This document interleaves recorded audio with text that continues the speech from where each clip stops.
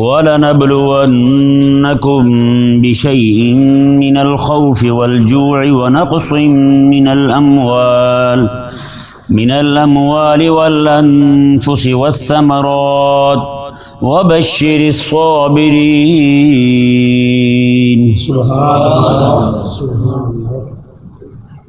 پچھلی آیات کریمہ میں اللہ تبارک و تعالی نے شہید کی عظمت اور شان کو بیان فرمایا، اور اس آیت مبارکہ میں اللہ تبارک و تعالی نے اہل ایمان کو پہلے ہی سے خبر دے دی کہ تم پر مختلف آزمائشیں آئیں گی، دین کی راہ میں تم پر تکالیف آئیں گی، وہ تکالیف کی پھر اقسام بھی بیان فرما دی، وہ کس طرح کی تکالیف آ سکتی ہیں، کیونکہ کوئی بھی پریشانی آنی ہو، کوئی مصیبت آنی ہو، اس کے آنے سے پہلے بیان کر دیا جائے تو پھر جب وہ آتی ہے تو بندے کو اتنی پریشانی نہیں ہوتی۔ ایک دم سے کوئی آفت آ پڑے، مصیبت آ پڑے تو بندے کو زیادہ پریشانی ہوتی ہے، ہوتا یا نہیں ہوتا؟ تو اللہ تبارک و تعالی نے اہل ایمان کو پہلے ہی سے یہ خبر دے دی کہ تم پر یہ پریشانی آئیں گی، تو اللہ تبارک و تعالی نے ساتھ ساتھ اس کے لیے تسلی بھی عطا فرمائی، ہاں جی، اور تسلیاں بھی دو طرح کی عطا فرمائیں، یہ آگے چل کے مزید وضاحت ہوگی اس کی۔ اللہ تبارک و تعالی نے ارشاد فرمایا وَلَنَبْلُوَنَّكُمْ بِشَيْءٍ مِّنَ الْخَوْفِ وَالْجُوعِ، فرمایا کہ اور ہم ضرور بھی ضرور تمہیں آزمائیں گے کسی بھی شے کے ساتھ، من الخوف، خوف کے ساتھ، والجوع، اور بھوک کے ساتھ، وَنَقْصٍ مِّنَ الْأَمْوَالِ وَالْأَنفُسِ وَالثَّمَرَاتِ، اور تمہارے مال کم کر کے، والانفس، اور تمہاری جانیں کم کر کے، والثمرات، اور تمہارے پھل کم کر کے۔ فرمایا کہ یہ چیزیں جو ہیں ان چیزوں میں تمہاری آزمائش ہو سکتی ہے۔ یہ ذہن میں رہے، یہ جتنی بھی چیزیں بیان کی گئی ہیں ان سب میں دو پہلو ہیں، یعنی خوف بھی آئے گا دو طرح سے، ایک اضطراری ہوگا اور ایک جو ہے وہ اختیاری ہوگا، ہے یا نہیں؟ اضطراری خوف یہ ہے کہ اچانک سے کوئی پریشانی آ جائے کسی طرف سے بندے پر، تو یہ اس بندے کا اختیار کیا ہوا نہیں ہے، اور دوسرا یہ ہے کہ بندے کا اختیار کیا ہوا خوف ہو، جیسے مثال کے طور پر میدان جنگ میں بندہ خود جاتا ہے چل کر، اور راضی خوشی جاتا ہے، خود اس خوف کو اختیار کر رہا ہے، وہاں گیا بھی ہے، چلا بھی گیا ہے خود، لیکن وہاں اسے خوف بھی ہے یا نہیں؟ کہ کہیں یہ نہ ہو کہ ہماری کسی کام کی وجہ سے اہل اسلام کو نقصان ہو جائے یا کسی کی جان چلی جائے، اس طرح کی جو چیزیں ہوتی ہیں، یہ خوف بھی بندے کے پاس اضطراری بھی آتا ہے اور اختیاری بھی اور اضطراری بھی۔ رب تبارک و تعالی نے ارشاد فرمایا والجوع، یہ خوف جو ہے یہ دشمن کی طرف سے، کس کی طرف سے؟ دشمن کی طرف سے خوف آئے گا کہ دشمن جو ہے وہ پریشان کرے گا، جیسے صحابہ کرام علیہ رضوان کو کس طرح کر کے وہ پریشان کرتے تھے، کفار مکہ تھے، یہود و نصارہ تھے، منافقین تھے، وہ طرح طرح کے پروپیگنڈے کرتے تھے اہل اسلام کو پریشان کرنے کے لیے، انہیں خوف زدہ کرنے کے لیے۔ بعض اوقات میدان جنگ میں جانے کے لیے وہ جناب اپنے دشمن جاسوس بھیجتے تھے، وہ آ کر ایسی ہوائیاں اڑا دیتے تھے، ان کے پاس تو اتنے بندے ہیں، یہ باتیں جو ہیں وہ ان کو پریشان کرنے کے لیے، ان کو خوف میں مبتلا کرنے کے لیے کہ ڈر جائیں، گھبرا جائیں کہ ہم تو بھی ان کے ساتھ نہیں لڑ سکتے۔ تو اس طرح کے خوف جو ہے نا وہ دشمن کی طرف سے تمہیں پیش آئیں گے، یہ رب تبارک و تعالی نے پہلے بیان فرما دیا ہے۔ میں بدر تم جاؤ گے، تم تھوڑے بندے ہوگے، وہ زیادہ ہوں گے، حنین جاؤ گے، تمہاری تعداد تھوڑی ہوگی، ان کی زیادہ ہوگی، میں کہ پھر تم یرموک جاؤ گے، آگے کے جیسے جیسے بڑھتے جاؤ گے جگہ جگہ پہ تمہارے دشمن زیادہ ہونے ہیں، یہ خوف تمہیں آنا ہی آنا ہے۔ اور اب تبارک و تعالی نے آگے ارشاد فرمایا والجوع، اور بھوک، یہ بھوک بھی یہ بھی دو طرح کی ہے، ایک اختیاری بھی ہے اور ایک اضطراری بھی ہے۔ جی اختیاری بھوک تو وہ یہ ہے کہ جیسے رمضان شریف کا مہینہ آ گیا، رب تبارک و تعالی نے فرمایا کہ تم نے صبح سے لے کر شام تک کچھ نہیں کھانا، یہ اختیار سے بندہ بھوک اپنے اوپر طاری کر رہا ہے یا نہیں؟ صبح کھا پی لیا جتنا کھا سکتا تھا اور شام تک ایسے ہی بھوکا رہا، تو یہ اختیاری بھوک ہے. رب تبارک و تعالی نے میں اس بھوک سے بھی ہم تمہیں آزمائیں گے. ناکام اور نامراد تو وہ ہوا جو اس بھوک کو بھی نہیں اپنا سکا، اپنے آپ کو بھوکا بھی نہیں رکھ سکا، حالانکہ صبح بھی کھانے کا حکم ہے اور شام کے وقت تو اتنا فرمایا کریم آقا علیہ السلام نے، جو بندہ افطاری لیٹ کرتا ہے نا، تاخیر سے کرتا ہے، میں یہ وہ بھی گناہ گار ہے، بندہ مکروہ ہے. افطاری تاخیر سے کرنا بھی مکروہ ہے. اور صبح کیا فرمایا؟ میں کہ صبح سحری جو ہے وہ تاخیر سے کرنا زیادہ ثواب ہے. بتائیں، یہ نہیں فرمایا کہ ساری رات کو آدھی رات کو کر کے بندہ بیٹھ جائے، نہ. اب یہ اختیاری بھوک بھی جہاں رکھی ہے خلاق کائنات نے، وہاں پر بھی اللہ تبارک و تعالی نے اپنے مومن بندوں پر کتنا رحم فرمایا ہے. اپنے حبیب کریم علیہ السلام کی زبان اقدس سے یہ فرما دیا، صبح سحری جو ہے وہ وقت کے قریب کر کے کرو، اور شام کو جیسے وقت ہو فوراً افطاری کر لو تاکہ ان پر زیادہ بوجھ نہ پڑے. تو یہ اختیاری بھوک ہے. کون سی بھوک ہے؟ اختیاری بھوک ہے. اضطراری بھوک کون سی ہوتی ہے؟ اضطراری بھوک جو ہے نا وہ یہ، جیسے آج کل آپ دیکھ رہے ہیں مہنگائی ہو گئی ہیں، معاملات کیسے دیگر گوں ہو گئے.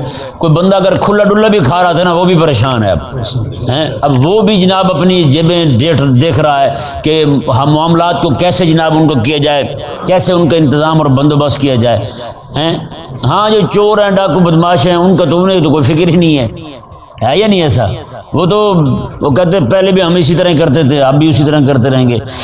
بہرحال یہ جو بھوک ہے یہ اللہ تبارک و تعالی کی طرف سے ہے جی، اس کے اسباب کوئی بھی ہو سکتے ہیں. یہ اس طرح کے معاملات جو ہے نا مومن بندے کے ساتھ پیش آتے ہیں، اس لیے تاکہ یہ بندہ مومن جو ہے یہ اپنے حالات کا جائزہ لے، اپنے معاملات کو دیکھے. لیکن یہ بات الگ ہے کہ بندے کے ذہن کے اندر اللہ تبارک و تعالیٰ کا خوف ہی نہ ہو، تو پھر وہ جیسے سود کی وجہ سے ہمارا ملک ڈوبا ہے تو اب مزید سود لے رہے ہیں. بتائیں بھائی، پیشاب کا قطرہ لگ جائے کپڑے کو، اس کو پاک کرنے کے لیے پیشاب چاہیے یا پانی چاہیے؟ پاک پانی چاہیے نا. پاک پانی ہوگا تو بندے کے کپڑے پاک ہوں گے. نہ یہ کہ جناب پیشاب کا قطرہ لگا تو بندہ ایک لوٹا اور پیشاب کا بہا دے اپنے اوپر، تو مزید ہی پلیدگی بڑھے گی نا. تو یہ نعوذ باللہ من ذالک کہ جس عمل کو رب تبارک و تعالی نے قرآن کریم میں اپنے ساتھ اور اپنے حبیب کے ساتھ جنگ قرار دیا ہے، تو یہ اب بتائیں، جنگ میں حالات تو خراب ہونے ہیں، وہاں غربت بھی آنی ہے، سارا کچھ ہونا ہے. تو جب عام کسی مثال کے طور پر ہمارا ملک کسی ملک کے ساتھ جنگ چھیڑ کے رکھ دے تو یہاں لوگ بھوکے مریں گے، ان کے پاس کھانے کے اسباب پورے کے پورے مہیا نہیں ہوں گے، تو پریشانی ہوگی. تو جب بندہ رب رسول سے جنگ شروع کر دے تو بتائیں وہاں پہ رب تبارک و تعالیٰ کی رحمتیں کیسے برسیں گی. تو یہ احمقوں کا ٹولہ جو ہم پر مسلط ہوا ہے، یہ یہود و نصارہ کے غلام ہیں. آج بھی جس پاگل کو نہیں نہ سمجھ آ رہی بھائی یہ دین کے دشمن ہیں، یہی تمہارا بیڑا غرق کرنے والے ہیں. جتنا کچھ باہر سے لیتے ہیں نا وہ سارا خود ہی کھا جاتے ہیں. قرض لے کے مقروض ہم ہو رہے ہیں اور کھا پی وہ رہے ہیں. کہ نہیں سمجھ پڑا مسئلہ؟ لیکن آج ہماری قوم ایسی پاگل ہے، ابھی بھی توقع لگائے بیٹھے ہیں ان سے.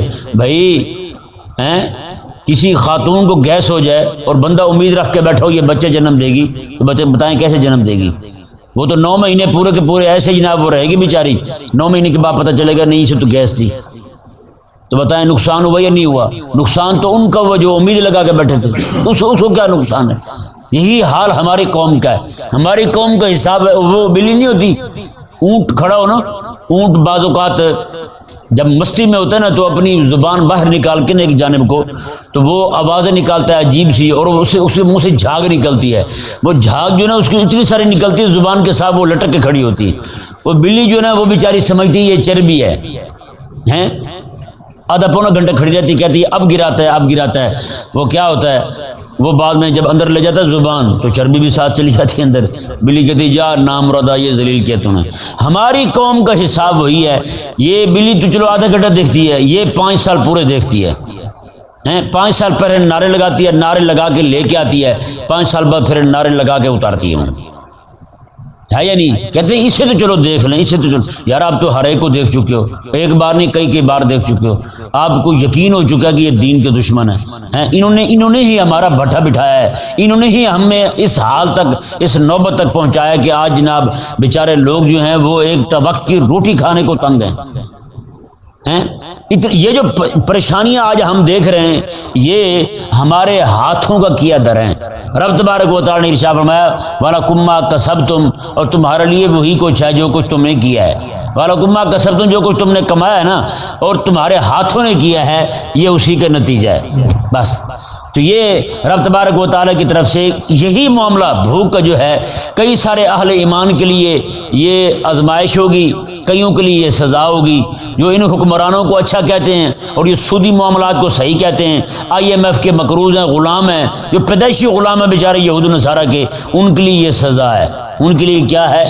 سزا ہے۔ اور جو اہل ایمان اس نظام پر یہ یہود و نصارہ کی غلامی پر لعنت بھیجتے ہیں ان کے لیے رب تعالیٰ کی طرف سے آزمائش ہے۔ معاملہ ایک ہی ہے، معاملہ ایک ہی ہے، بات یعنی کہ ایک ہی طرح کا معاملہ دونوں کو درپیش ہے، لیکن ایک کے لیے سزا ہے اور ایک کے لیے کیا ہے؟ ایک کے لیے سزا ہے، ایک کے لیے آزمائش ہے۔ وہ جسے سزا ہے نا، سزا پر جزا نہیں ہے، آزمائش پر جو بندہ مومن ہے وہ اس پر صبر کر رہا ہے، اللہ تبارک و تعالی نے اس کے لیے جزا رکھی ہے، وہ جزا آگے بیان ہو رہی ہے۔ رب تبارک و تعالی نے ارشاد فرمایا وَنَقْسِم مِّنَ الْأَمْوَالِ، اور ہم تمہارے مال کم کریں گے۔ جی یہ ذہن میں رہے، یہاں بھی دونوں طرح کی صورتیں ہیں، مال جو ہے وہ اختیاری طور پر بھی کم ہوگا اور اضطراری طور پر بھی کم ہوگا۔ اختیاری طور پر کم کیسے ہوگا؟ اللہ تبارک و تعالیٰ ارشاد فرمائے گا تمہیں مال دیا ہے تو تم زکوٰۃ دو ہیں۔ اب زکوٰۃ ہم اپنے ہاتھ سے نکال کے دے رہے ہیں، اپنے اختیار سے دے رہے ہیں نا، اسے ثابت ہو یہ مال کی کمی اپنے ہاتھ سے اختیار سے ہو رہی ہے۔ اور اسی طرح کر کے زکوٰۃ دینا، عشر دینا، فطرانہ دینا، اب کچھ ہی دنوں بعد قربانی شریف آنے والی ہے تو وہ جانور اپنے ہاتھ سے لے کر کے اللہ تبارک و تعالیٰ کی راہ میں قربان کرنا، یہ ہو گیا اختیاری۔ اب دوسری صورت اضطرار کی کیا ہے؟ چور پڑ گئے، ڈاکو پڑ گئے، ہاں جی آگ لگ گئی، اس طرح کے کوئی بھی معاملات ہو سکتے ہیں۔ یہ جو ساری صورتیں ہیں یہ اضطراری صورتیں ہیں، دونوں طرح سے اللہ تبارک و تعالیٰ آزماتا ہے بندہ مومن کو۔ کہیں سمجھ آیا مسئلہ؟ ہاں دونوں طرح سے آزماتا ہے۔ اور آگے دیکھیں رب تبارک و تعالیٰ نے ارشاد فرمایا بَالْأَنفُسِ، اور تمہاری جانیں کم کر کے۔ یہاں جانیں کم جو ہوتی ہیں یہ بھی دو طرح سے ہوتی ہیں، اختیاری صورت میں بھی ہوتی ہے اور اضطراری صورت میں بھی ہوتی ہے۔ اختیاری صورت میں بندہ مومن جہاد کے لیے چلا جائے، میدان کارزار میں اپنی جان کھپا دے، اپنی جان وہیں کھپا دے، تو یہ اختیاری صورت میں اپنی راضی خوشی گیا ہے اللہ تبارک و تعالیٰ کو راضی کرنے کے لیے، کیونکہ اس کے دل میں یہ بات بیٹھ چکی ہے کہ یہ دنیا رہنے کی نہیں ہے، رہنے کی جگہ ہے وہ تو آخرت کی ہے، بندہ وہیں جا کے رہے، اور یہاں رہنے کا فائدہ ہی کیا ہے؟ نت نئے فتنے، ہر بندہ نئے نئے معاملات میں پھنسا ہوا ہے۔ جتنی انگریز کی ترقی آگے بڑھتی جا رہی ہے نا، یہ زیادہ کے زیادہ ان کی ٹیکنالوجی آگے بڑھتی جا رہی ہے، اسی طرح کر کے لوگوں کے اندر سے ایمان رخصت ہوتا جا رہا ہے۔ لوگوں کے پاس وقت تک نہیں رہا، دو بندے پاس اکٹھے بیٹھ کے بھی ایک دوسرے کے نہیں ہیں، دو بندے اکٹھے بیٹھے ہیں، وہ اپنا مصروف ہے، یہ اپنا مصروف ہے، وہ لندن کے معاملات کو کنٹرول کر رہا ہے، یہ ہندوستان کو دیکھ رہا ہے۔ بتائیں بھائی ہے یا نہیں ایسا؟ وہ ایک الگ بات تھی کہ اکیلا بندہ بیٹھتا تھا اس سے بڑی الجھن ہوتی تھی، پریشانی ہوتی تھی، اب بالکل نہیں ہے، اکیلا بندہ بیٹھا تو وہ مصروف ہے، دو بندے پاس بیٹھے ہیں تو ایک کے لیے دوسرے کے پاس وقت نہیں ہے، ابا جی بھی مصروف ہے موبائل میں، اماں بھی مصروف ہیں، اولاد بھی مصروف ہے، بیٹی بھی مصروف ہے، بیٹا بھی مصروف ہے یا نہیں ایسا؟ تو بتائیں جب تک یہ چیزیں نہیں تھی، ماں باپ کی اطاعت بھی تھی، فرما برداری بھی تھی، لوگ اکٹھے بھی بیٹھتے تھے، محبت بھی تھی، وہ پرانے بابے حکا لے کے بیٹھ جاتے تھے، حکا بھی پھونکتے رہتے تھے، ساتھ باتیں بھی کرتے رہتے تھے، رات کو جناب حویلیاں جمتی تھی، لوگ اکٹھے بیٹھتے تھے، ایک تہذیب تھی یہاں کے لوگوں کی، اکٹھے بیٹھتے تھے، پورا پورا دن جناب بیٹھ کے کام کر کے آنا، جناب جب تھک ہار کے آنا اپنے دوستوں کے پاس بیٹھ جانا۔ اب تو کوئی معاملہ نہیں رہا، اچھا بڑا بوڑھا 70 سال کا بوڑھا بھی بستر میں جناب لیٹا ہوا ہے تو موبائل چلا رہا ہے۔ تو معاملات جو ہے نا وہ اس حد تک پہنچ گئے کہ جس طرح وہ ترقی آگے بڑھتی جا رہی ہے نا، اسی طرح کر کے انسانیت لوگوں سے رخصت ہوتی جا رہی ہے، انسانیت نہیں رہی ہے یا نہیں ایسا؟ رب تبارک و تعالیٰ نے ارشاد فرمایا جی دیکھیں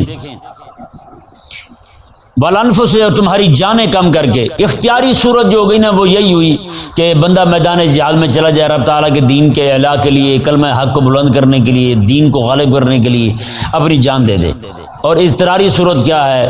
اضطراری صورت جو ہے وہ یہ ہے بندہ گھر میں پڑا ہو، ایسے موت آ جائے، گھر سے باہر نکلے، ڈاکو پڑ گئے، اس نے نہ کی، انہوں نے گولی چلا دی. یہ جا رہا تھا، ایسے ایکسیڈنٹ ہوا، وہ فوت ہو گئے. ہے یا نہیں ایسا؟ تو یہ اضطراری صورت ہے، یہ اختیاری نہیں ہے. رب تبارک و تعالیٰ میں ہم دونوں سے آزمائیں گے. کن سے آزمائیں گے؟ دونوں سے آزمائیں گے.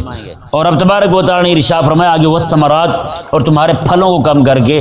یہاں پھلوں سے مراد، کیونکہ پیچھے اموال کا ذکر ہو چکا ہے، اموال کا ذکر ہو چکا ہے. اگر باغ جو ہے وہ مال ہے تو باغ میں لگنے والا پھل بھی تو مال ہے کہ نہیں سمجھ پڑا؟ وہ پھل بھی تو مال ہے نا. تو مال کا ذکر آ چکا تو پھل کا علیحدہ ذکر کرنا، یہ امام شافعی رضی اللہ تعالیٰ عنہ ارشاد فرماتے ہیں یہاں پھلوں سے مراد جو ہے نا اولاد ہے بندے کی، چھوٹے بچے ہیں. بچہ کسی کا فوت ہو جائے تو اس پھل سے مراد وہی ہے. تو ہم کسی کے بچے جو ہیں وہ دنیا سے رخصت کر دیں، یہ بھی آزمائش ہے. یہاں بھی آزمائش کی دو صورتیں ہیں. ایک بندہ وہ ہے جو اپنے بچے کو دین حق کے لیے بھیج دے، جیسے آقا علیہ الصلوۃ والسلام کے صحابی حضرت سیدنا جابر بن عبداللہ اور ان کے ابا جی حضرت عبداللہ بن حرام رضی اللہ تعالیٰ عنہما، یہ حضور کے دو غلام ہیں.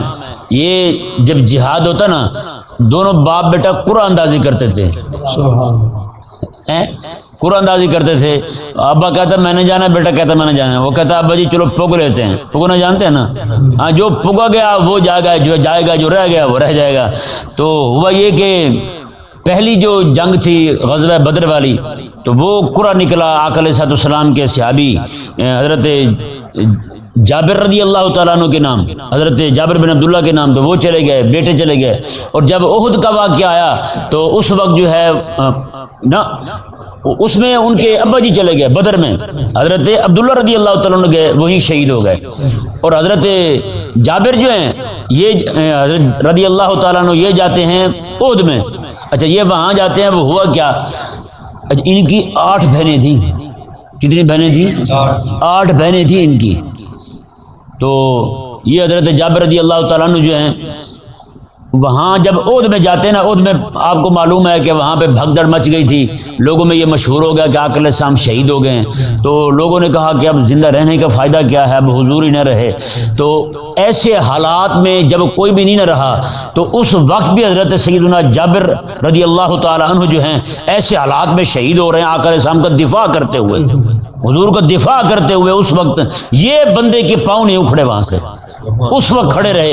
جب انہیں پتہ چلا کہ آقا علیہ السلام شہید ہو گئے تو انہوں نے کہا اب زندہ رہنے کا کیا فائدہ، تلوار پکڑی، حضور کو دشمنوں کے ساتھ لڑتے ہوئے یہ بھی شہید ہو گئے. ان کی والدہ جب آئی نا حضور کے پاس، آگے کہنے لگی یا رسول اللہ صلی اللہ علیہ وسلم، جب لوگوں نے کافروں نے آپ پر حملہ کیا تھا میرا بیٹا کہیں آپ کو چھوڑ کے بھاگا تو نہیں تھا؟ ہیں یہ نہیں کہا حضور کی بارگاہ میں آ کر یا رسول اللہ میرا شوہر بھی شہید ہو گیا، بیٹا بھی شہید ہو گیا، اب میری 8 بیٹیاں ہیں وہ کہاں جائیں گی؟ صحابہ کی ترجیحات دیکھیں یار. مائی صاحبہ کہتے ہیں یا رسول اللہ کہیں یہ تو نہیں ہوا میرے بیٹے کی نالائکی کی وجہ سے آپ پر حملہ ہو گیا ہو؟ کہیں یہ تو نہیں ہوا کہ آپ کو اتنی تکلیف اٹھانی پڑی ہو، آپ کو پریشانی ہوئی میرے بیٹے کی وجہ سے؟ کریم آقا علیہ السلام نے پتہ کیا فرمایا؟ میرے آقا علیہ السلام نے فرمایا جب بیٹا تیرا شہید ہوا ہے نا، میرے اللہ تبارک و تعالیٰ نے بغیر پردوں کے تیرے بیٹے کے ساتھ خطاب فرمایا ہے، تیرے بیٹے کے ساتھ کلام کیے میرے رب تبارک و تعالیٰ. اندازہ لگائیں گے. صحابہ کی ترجیحات بھی تو دیکھیں. آج ہماری ترجیحات کیا ہیں، ہم کیا کر رہے ہیں؟ مطلب دین متین کے لیے محبوب کریم علیہ السلام کے صحابہ دیکھ. مائی صاحبہ نے اتنا نہیں سوچا 8 بیٹیاں میری، آج تو یہ نا میرے بیٹے میری بیٹیاں کیا بنے گا؟ سب سے بڑا دکھ یہ بیٹے بیٹیوں کو کیا بنے گا یار. محبوب علیہ السلام کے غلاموں کو تو دیکھ لیں، مائی صاحبہ کے لیے رہ گئی ہیں سر پہ بوجھ ہے. 8 بیٹیاں ہیں، بیٹا ایک ہی ہے، شوہر تھا وہ شہید، بیٹا تھا وہ شہید. حضور کی بارگاہ میں آگے کیا کہہ رہی ہیں؟ بیٹے کے بارے میں پوچھ رہی کہیں میرے بیٹے نے کوئی ایسی بات تو نہیں کر دی کہ میرے حبیب کو تکلیف ہوئی؟ یہ والا جذبہ کہاں سے ڈھونڈے یار؟ ایسی مائیں کہاں سے تلاش کرے؟ جن ماؤں کو آج فکر ہے تو صرف یہی ہے کہ میرا بیٹا جناب بس دنیا کی ترقی کر جائے، دنیا کا مال و اسباب میرے بیٹے کے ہاتھ چڑھ جائے، باقی دین اس کے ہاتھ میں آتا ہے نہیں آتا اس کی کوئی پرواہ نہیں. اللہ اکبر. تو یہ والثمرات پھل کو کہتے ہیں. اب بتائیں بھائی محبوب کریم علیہ السلام کے اس خادمہ نے کریمہ علیہ السلام کی اس خادمہ نے، محبوب علیہ السلام کی صحابیہ نے رب تبارک و تعالیٰ کے حکم پہ کیسے عمل کیا ہے؟ ایک لفظ نہیں نکالا اس مائی صاحبہ نے اپنی زبان سے کہ یہ کیا بن گیا. یہ دنیا رہنے کی نہیں ہے بھائی. جنہوں نے اس دنیا کو، دنیا کی حقیقت کو سمجھ لیا نا، وہ دنیا میں ایک دن بھی رہنا پسند نہیں کرتے. رب تبارک و تعالیٰ نے کیا انعام عطا فرمایا. ایسے لوگ جو اپنی ہر چیز رب کی راہ میں قربان کریں. رب ارشاد فرماتا ہے وبشر الصابرین، حبیب پیارے ان صبر کرنے والوں کو آپ خوشخبری سنا دیں.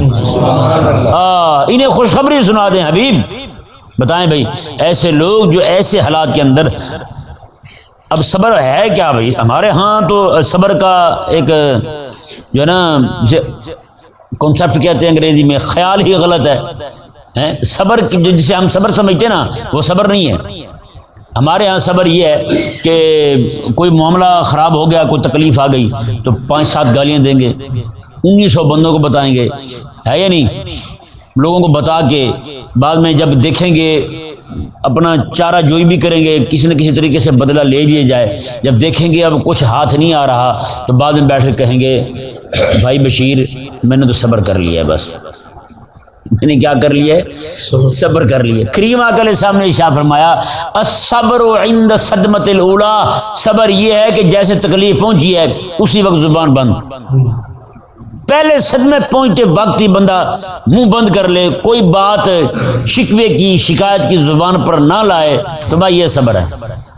یہ کیا ہے؟ صبر ہے. ہم گالیاں دے لیتے ہیں، کوس لیتے ہیں، اگر تکلیف رب تعالیٰ کی طرف سے آئی ہو تو 500 بندوں کو سنا دیتے ہیں، گلے شکوے رب کے شروع کر دیتے ہیں، یا رب نے ہمارے ساتھ یہ کیا ہے، رب نے ہمارے ساتھ یہ کیا ہے. تو تمہارا رب تبارک و تعالیٰ نے بعد اب جو آقا علیہ السلام فرماتے ہیں اب بعد میں جو صبر کر رہے ہیں یہ صبر نہیں ہے. الصبر عند الصدمۃ الاولی، جیسے پہلا صدمہ پہنچا ہے فوراً منہ بند کر لے بندہ، کوئی شکوہ شکایت نہ آنے دے اپنی زبان پر، تو یہ بندہ صبر کرنے والا ہے. صبر یہ ہے. اب دیکھیں جی اللہ تبارک و تعالیٰ نے ایسے لوگوں کو انعام کیا عطا فرمایا. میں الذین اذا اصابتہم مصیبہ، میں یہی ہیں وہ لوگ، صبر والوں کی تعریف ہو رہی ہے. الصابرین آگے الذین اذا اصابتہم، صبر والوں کی تعریف ہو رہی ہے. الذین اذا اصابتہم مصیبہ، فرمایا کہ جب ان کو کوئی مصیبت پہنچتی ہے تو پتہ کیا کہتے ہیں؟ قالوا، یہ کہتے ہیں انا للہ و انا الیہ راجعون. یہ کہتے ہیں، یہ دیکھیں یہ انا للہ و انا الیہ راجعون کا جملہ اتنا زبردست، اتنا طاقت والا جملہ ہے. ایسا اس میں اہل ایمان کے لیے عقیدے کا اظہار ہے. اور یہ مدد کی بات یہ ہے، حیران کن بھی ہے، یہ جملہ رب تبارک و تعالیٰ نے صرف حضور کی امت کو عطا فرمایا ہے. ورنہ حضرت یعقوب علیہ السلام رب کے نبی ہیں، ان کا بیٹا جب ان سے دور ہوتا ہے، پتہ چلتا ہے کہ اطلاع یہی دی گئی کہ ان کو بھیڑیا کھا گیا ہے، لیکن حضرت یعقوب علیہ السلام جانتے تھے بھیڑیے نے نہیں کھایا، کیونکہ وہ قمیص جو لے کر آئے تھے خون لگا ہوا تھا. اللہ تعالیٰ نے فرمایا کہ بِدْءٍ مِّن کَذِب، قمیص لائے وجاؤ علی قمیصہ بِدْءٍ مِّن کَذِب. جب وہ قمیص لے کر آئے حضرت یعقوب علیہ السلام کے پاس، وہ قمیص سچی تھی لیکن خون جھوٹا تھا. قمیص سچی تھی، خون جھوٹا تھا. خون تو کسی بکری کا لگا کے آئے تھے، لیکن قمیص حضرت یوسف علیہ السلام کی تھی. اور یہی وجہ کہ حضرت یعقوب علیہ السلام دیکھ کے پہچان گئے، میں یار وہ بھیڑیا بڑا سیانا تھا جس نے اندر سے نکال کے میرے بیٹے کو تو کھا لیا ہے لیکن اسے کوئی قمیص کو نہیں پھاڑا. اس نے قمیص پوری کی پوری ہے. وہ جب اللہ تبارک و تعالیٰ کسی کو کھولنا چاہے تو پھر اسی طرح ہوتا ہے. میں کہ قمیص پوری کی پوری ہے لیکن وہ قمیص نہیں پھٹی. بھیڑیے نے میرے بیٹے کو کھا لیا ہے لیکن خون بھی لگ گیا ہے. اگر اس نے قمیص اتار کے میرے بیٹے کو کھایا تھا تو حضرت یعقوب علیہ السلام یہ فرماتے ہیں تو پھر اسے خون کیوں نہیں لگا؟ خون کیوں لگایا اس نے؟ اتنا سیانا تھا، اس نے پہلے قمیص اتاری، اتنا ادب والا تھا کہ نبی کی قمیص نہ پھٹ جائے، تو اتنا ادب والا تھا پھر کھائے کیوں ہیں؟ اگر اس نے قمیص اتار کے کھایا ہے تو پھر خون کیوں لگایا اس نے؟ وجاؤ علی قمیصہ بِدْءٍ مِّن کَذِب، فرمایا کہ وہ قمیص رات کو لائے تھے حضرت یعقوب علیہ السلام کے پاس، قمیص سچی تھی پر خون جھوٹا تھا. مطلب یہ کہ خون ان کے جھوٹ کو ظاہر کر رہا تھا، مطلب یہ ہے اس کا. تو رب تبارک و تعالی نے ارشاد فرمایا، اور یہی وجہ کہ حضرت یعقوب علیہ السلام کے پاس جب اطلاع پہنچی نا تو آپ نے فرمایا یا آسفا علی یوسف، ہائے افسوس مجھے یوسف پر، افسوس مجھے یوسف پر. اگر یہ جملہ پہلے آیا ہوتا تو حضرت یعقوب علیہ السلام کی زبان پر انا للہ و انا الیہ راجعون آتا. یہاں دو طرح کی تسلیاں دی رب تعالیٰ نے، ایک عقلی ہے اور ایک طبعی ہے. عقلی کیا ہے جی؟ دیکھیں، قالوا انا للہ، ان کی زبان سے نکلتا ہے انا للہ، ہم اللہ کے ہیں. پتہ چلا فلاں فوت ہو گیا، اس نے کہا ہم اللہ کے ہیں. بھائی وہ چلا گیا تو کیا ہوا؟ وہ بھی تو اللہ کا ہی تھا نا. مال چلا گیا، انا للہ، اور جب ہم اللہ کے ہیں مال بھی تو اللہ کا ہی ہے. جس کسی بندے کے دو گھوڑے ہوں، کہ نہیں سمجھایا؟ کسی بندے کے دو گھوڑے ہوں، وہ دونوں ایک ہی جگہ بندے ہوں، ایک کو کھول کے ادھر باندھ دے، ایک کو ادھر باندھ دے، کوئی اعتراض کر سکتا ہے؟ کسی کو اجازت ہے اس پہ اعتراض کرنے کی؟ یہ کیا کیا تم نے، ایک کو ادھر باندھ دیا ادھر کو ادھر باندھ دیا، وہ مالک ہے بھی جہاں چاہے باندھ دے. تو یہی حال یہاں پہ ہے. رب تبارک و تعالیٰ خالق اور مالک ہے، ہم سارے کے سارے اس کے مملوک ہیں. انا للہ، ہم سارے اس کے مملوک ہیں. تو مالک کی مرضی ہے ہمیں یہاں رکھے یا اگلے جہاں رکھ دے.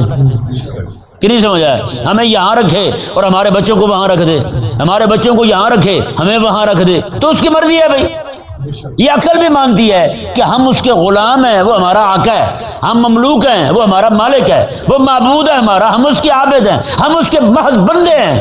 وہ جہاں چاہے رکھے، جس جگہ ہمیں چاہے وہاں لے جائے. ہم کون ہوتے ہیں اعتراض کرنے والے؟ تو یہ عقلی تسلی ہے. میں دیکھو یہ عقل میں آنے والی بات بھی ہے کہ مالک ہوتا ہے، مالک جیسے چاہے تصرف کرے. وہ مال لے لے، اولاد لے لے، بچے لے لے، وہ تمہیں لے لے، کوئی مصیبت میں مبتلا کر دے، تکلیف دے دے، خوف دے دے، بھوک دے دے. میں تمہارا کام نہیں ہے اس طرح جناب پھڈے بازی کرنا اور اس پہ واویلا کرنا. نہ آگے طبعی تسلی دی، وہ کیا ہے؟ انا الیہ راجعون. جانے والے بھی تو اسی کے پاس ہیں. ابھی چلے گئے، دیر میں چلے گئے، جانا تو ادھر ہی ہے. کیسی بات ہے؟ یہ دونوں تسلیاں رب تبارک و تعالیٰ نے صاحب مبارکہ میں دی. تو فرمایا کہ ہر بندہ مومن جو ہے جب بھی کوئی تکلیف پہنچے، کوئی مصیبت پہنچے، یہی کہے انا للہ و انا الیہ راجعون. اب تکلیف ہے کیا؟ اب اچھا بعض لوگ جو ہے نا کوئی چھوٹی سی بات پہنچنے پر یہ کہتے ہیں کہ یار انا للہ پڑھا جائے. اللہ اس بات وہ تو فوت کی پہ پڑھتا ہے انا للہ، ہے یا نہیں؟ کیونکہ ہم نے مشہور یہی کیا ہے فوت کی پہ پڑھتا ہے انا للہ و انا الیہ راجعون. حالانکہ کریم آقا صلی اللہ علیہ وسلم کے ایک غلام ہیں، انہیں کو کانٹا چبھ گیا، کانٹا چبھنے پر بھی انا للہ و انا الیہ راجعون پڑھنے کا حکم ہوا. اب آپ سمجھے بھی تکلیف کیا ہے. جب تکلیف سمجھ جائیں گے نا تو آپ کو سمجھ آ جائے کہ بھائی انا للہ پڑھنا کہاں پہ. ہر وہ کام جو بندے کی طبیعت کے خلاف ہو، ہر وہ کام جو بندے کی طبیعت کے خلاف ہو، وہاں انا للہ پڑھنے کا حکم ہے. کہ نہیں سمجھ آیا مسئلہ؟ اب دیکھیں طبیعت تو طبیعت رہی نا، شریعت کے شریعت کی مخالفت تو بڑی ہے یا نہیں؟ جیسے مثال کے طور پر ہم یہاں بیٹھے ہیں، کوئی بچہ سو جاتا ہے، کوئی بندہ ہی سو جاتا ہے، یا جناب اچھا بھلا سیاںا بندہ درس سنتا وہ اٹھ کے چلا جاتا ہے. بتائیں یہ تکلیف والی بات ہے یا نہیں؟ اسے تو تکلیف نہ ہوگی لیکن ہمیں تو تکلیف ہوگی نا. ہمیں تو تکلیف ہوتی یار، یہ رسول اللہ علیہ السلام کا امتی ہو کر قرآن کریم کا بیان ہو رہا ہے اور وہ چھوڑ کے چلا گیا بیچارہ. تو اس پہ بھی انا للہ پڑھنے کا حکم ہے. کہ نہیں سمجھا؟ کسی کا جوتا گم گیا ہے، اس پہ بھی انا للہ پڑھنے کا حکم ہے.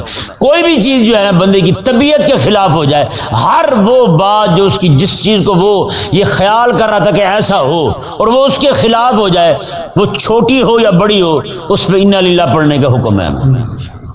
کہ نہیں سمجھا؟ اچھا مزے کی بات ہے جب بندہ انا للہ پڑھے نا، جیسے میں نے ابھی اس کی وضاحت کی ہے، یہ چیزیں سارے ذہن میں رکھ کے، تو پھر کوئی بھی دنیا جہان کی مصیبت بڑی نہیں لگے گی. کہ نہیں سمجھ آیا؟ کوئی بھی مصیبت بڑی نہیں لگے گی. کریم آقا علیہ السلام کی ایک صحابی ہیں، ان کے شوہر جو ہیں وہ کہیں گئے ہوئے ہیں سفر میں، واپس آتے ہیں تو ان کا بیٹا فوت ہو جاتا ہے. ان کے آنے سے بھی پہلے مائی صاحبہ نے کیا کیا، اور فوت شدہ بچے کو ایسے لٹا دیا، اس کے اوپر کپڑا ڈال دیا. ان کے شوہر آئے واپس، ان کو کھانا کھلایا اچھے طریقے سے، رات کو انہوں نے صحبت کی، اپنی طبی حاجت پوری کر لی. پوری کرنے کے بعد وہ مائی صاحبہ کہنے لگی اپنے شوہر کو، دیکھیں عورتیں بے صبری ہوتی ہیں، ہے یہ نہیں؟ ہمارے یہاں کو مسئلہ بن جائے سب سے پہلے عورت نعرہ مارے گی رونے کا، او میں گئی تو دور ہی چلی گئی. یہ عورتیں سب سے پہلے نعرہ لگائیں گی، لیکن قربان جائیں کریم آقا علیہ السلام کی تربیت پر. وہ مائی صاحبہ جو ہیں انہوں نے جناب اپنے شوہر کو کھانا دیا، معاملات اپنے کیے. رات کو جب فارغ ہو گئے تو اس وقت جو ہے نا اپنے شوہر کو کہنے لگی ایک مسئلہ تو بتائیں، چلو آپ آ ہی گئے. انہوں نے کہا جی پوچھیں. انہوں نے کہا کوئی بندہ کسی کو کوئی شے دے، امانت رکھوائے، تو اگر وہ امانت واپس لیتا ہے تو اسے کوئی پریشانی تو نہیں ہونی چاہیے. جس نے امانت رکھی تھی، امین جو تھا، امین کو پریشانی تو نہیں ہونی چاہیے اگر وہ امانت واپس لے رہا ہے اپنی. اس نے کہا نہیں کوئی پریشانی نہیں ہونی چاہیے. ایسی صورت میں پریشانی کیوں ہو؟ اس نے کہا بس اللہ تبارک و تعالی نے جو ہمیں بیٹا دیا تھا وہ بھی اس کی امانت تھی ہمارے پاس، ہمیں رب نے خادم رکھا ہوا تھا جس کی خدمت کرو، ہم کر رہے تھے، اب مالک نے لے لیا ہے تو ہمیں پریشان ہونے کی ضرورت ہے؟ بتائیں یار، انا للہ تو ان لوگوں نے پڑھا تھا پھر ان کا عقیدہ بھی تھا. آج ہم پڑھ ضرور رہے ہیں لیکن زبانی پڑھ رہے ہیں، اس کا معنی مفہوم جو ہے ہمارے ذہن تک کو چھوا تک نہیں یار آج تک. اعلان کریں گے پہلے انا للہ و انا الیہ راجعون تاکہ لوگ متوجہ ہو جائے کو بندہ چلا گیا دنیا سے، ہے یا نہیں؟ یہ تو ذہن بنا دیا ہم نے کہ فوت کی پر پڑھنا ہی پڑھنا ہے، لیکن اس کا معنی ہمارے ذہن میں بیٹھے ہی نہیں. اس کے معنی کو ہم نے دل میں راسخ ہی نہیں کیا. یہی تو وجہ ہے بھائی. کریم آقا علیہ السلام کے صحابہ فرماتے ہیں ہم کریم آقا علیہ السلام سے 10 آیتیں سیکھتے تھے. پہلے قرآن سیکھتے تھے، اس کے بعد اس پر عمل سیکھتے تھے، عمل بھی سیکھتے تھے. یہی مصیبت ہے ہمارے ہاں، عمل نہیں سکھایا جاتا. کہ نہیں سمجھ آیا؟ عمل بھی حضور سے سیکھتے تھے کہ عمل پہ کیسے کرنا ہے. اس پر رب تبارک و تعالی نے ارشاد فرمایا جی دیکھیں اب ان کو انعام کیا مل رہا ہے. خالق کائنات نے ارشاد فرمایا اولئک علیہم صلوات من ربہم ورحمہ. اللہ اکبر. یہ صلوات جو ہے نا یہ رب تبارک و تعالی نے اپنے نبیوں پر بھیجی ہے، نبیوں پر بھیجی ہے. صلوات کا مطلب یہ ہے، صلوات کا معنی بھی رحمت ہے اور آگے رحمت کا ذکر بھی آ رہا ہے. صلوات من ربہم ورحمہ، میں صلوات بھی اور رحمت بھی. صلوات بھی رحمت ہے لیکن رحمت بھی رحمت ہے. اس کا مطلب کیا ہے؟ اس کا مطلب یہ ہے کہ رب تبارک و تعالی جو ہے صلوات کے مقابلے میں رحمت آ رہا ہے، صلوات کے آگے رحمت کا ذکر علیحدہ سے آ رہا ہے واو عاطفہ کے ساتھ. مطلب کیا ہے؟ واضح یہ کرنا چاہتا ہے رب تبارک و تعالی کہ مصیبتوں پر صبر کرنا جو ہے نا، فاصبر کما صبر اولو العزم، میں کہ اس طرح صبر کریں جیسے عزیمت والے نبیوں نے صبر کیا ہے. تو بتائیں بھائی یہ جو معاملات بیان ہوئے، یہ جو چیزیں بیان کی گئی ہیں، ان چیزوں کے اندر بندہ صبر کرے تو یہ صبر کرنا نبیوں والا کام ہے. رب تبارک و تعالیٰ فرماتا ہے پھر میں جیسے جس رنگ کا درود ان پر بھیجتا ہوں نا وہی رحمت میں تم پر بھیجوں گا. تو اس سے معلوم ہوا صلوات کا مطلب رحمت ہے، لیکن یہاں رحمت خاصہ مراد ہے. آگے پھر رحمت کا ذکر آ رہا ہے، وہ رحمت عامہ مراد ہے. جو لوگ ان معاملات میں صبر کرنے والے ہیں اللہ تبارک و تعالی ان کو انعام بھی پھر ان کی شان کے مطابق عطا فرمائے ہیں. اللہ اکبر کبیرہ، اللہ اکبر. آگے پتہ کیا فرمایا؟ وَأُولَٰئِكَ هُمُ الْمُهْتَدُونَ. رب تبارک و تعالی نے فرمایا یہی لوگ، ان کو تکلیف آئے تو یہی کہیں ہم اللہ کے ہیں اور ہم بھی اسی کی طرف جانے والے ہیں. رب نے فرمایا یہی حقیقت میں ہدایت یافتہ ہیں. اولئک هم المهتدون، یہی حقیقت میں ہدایت یافتہ ہیں. دیکھیں جی اس آیت کریمہ میں اللہ تبارک و تعالی نے 3 چیزیں، 3 انعام عطا فرمائے اس بندے کو جو بندہ مصیبت پر صبر کرنے والا ہے. یہ دیکھیں جی اولئک علیہم صلوات، ان پر صلوات ہے، اور آگے فرمایا رحمہ، صلوات بھی اور رحمت بھی. اولئک هم المهتدون، آگے فرمایا ہدایت بھی. 3 چیزیں. اس سے ثابت ہوا واویلا کرنے والا بندہ بھی ہدایت کی راہ سے ہٹ جاتا ہے، ہدایت کی راہ سے ہٹ جاتا ہے، رب کی رحمت سے دور ہو جاتا ہے، رب تعالی کی صلوات سے دور ہو جاتا ہے. اس لیے بندہ مومن کو چاہیے کہ تکلیف پہنچے، مصیبت پہنچے تو انا للہ و انا الیہ راجعون کو اس کے معنی کو ذہن میں رکھتے ہوئے اس عقیدہ کو دل میں راسخ کرتے ہوئے پڑھے، صرف زبانی کلامی نہیں. اللہ تبارک و تعالی ہمیں سمجھنے کی توفیق عطا فرمائے.